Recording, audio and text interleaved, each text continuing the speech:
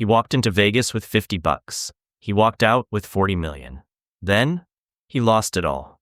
This is the story of Archie, the man who pulled off the greatest gambling run of all time and lost everything. Archie, born on Argyros in 1950, grew up dirt poor in Greece. His father, Nicholas, was a construction worker, and the family struggled to make ends meet.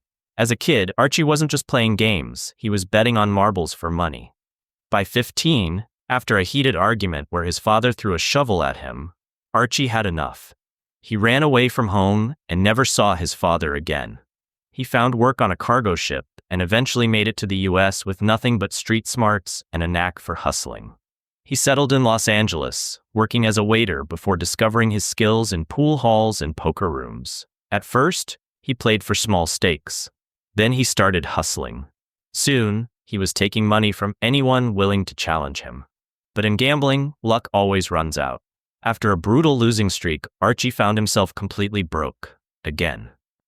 That's when he made the trip that would change his life forever. He arrived in Las Vegas with just $50 to his name. Most people would barely stretch that into a few hours at the slot machines. But Archie, he had a plan. He borrowed $10,000 from an old poker buddy. Within hours, he turned it into $30,000 playing Raz Poker. A few months later, that $30,000 had become $2 million, crushing opponents at high-stakes poker tables. He didn't just beat Chip Reese, Doyle Brunson, and Johnny Chan, he took their money over and over again. Even Stu Unger, one of the greatest poker players ever, fell to him. By the time he was done with poker, he had $7 million in his pocket. Most people would walk away, retire. Not Archie. Poker wasn't thrilling anymore. He needed bigger risks, so he turned to craps, the ultimate game of luck, a fast-paced dice game where players bet on the outcome of rolls. And somehow, he kept winning. Over the next 3 years, he turned that $7 million into $40 million. He was placing million-dollar bets on single rolls of the dice. And the casinos? They didn't know what to do with him. Some limited his bets, hoping to slow him down.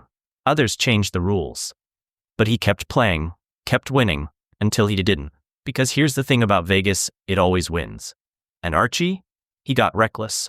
The same way he won with no fear, he lost with no hesitation. In 1995, after years of success, the downfall began. First, he lost $11 million playing craps.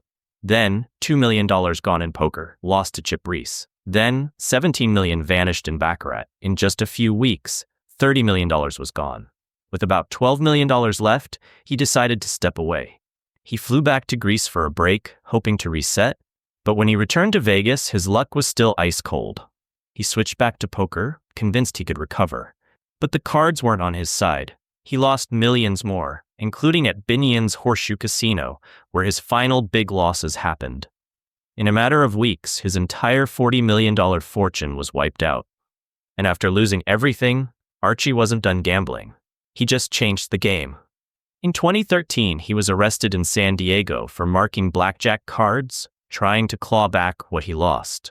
But that wasn't his first run-in with the law. Over the years, he had been banned from multiple casinos and arrested for casino-related offenses. But this time, there was no comeback.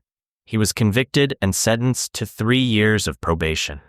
In 2015, Nevada placed him in the infamous Black Book, permanently banning him from every casino in the state, one of the harshest punishments a gambler can receive. For years, he remained in the shadows, still playing small-stakes games and occasionally giving interviews. He claimed he had no regrets. But on September 7, 2024, Archie passed away at the age of 73 in Los Angeles County, marking the end of one of the most legendary gamblers of all time. His run, The Run, remains the longest and largest documented winning streak in casino history. A feat so incredible it's still talked about in gambling circles today. And that, my friends, is the reality of gambling. His story isn't just about money, it's about the illusion of control. The belief that if you're winning today, you'll win tomorrow. But the house always wins.